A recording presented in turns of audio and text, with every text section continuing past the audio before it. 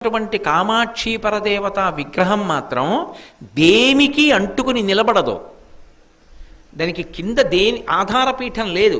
అమ్మవారు ఇలా ఉంటుంది, కింద ఏం ఉండదు, దేనికి తగలదు ఆవిడ, గాలిలో ఉంటుంది మూర్తి. మీరు అర్చకులు కొంచెం గట్టిగా తోస్తే కాస్త కదులుతుంది.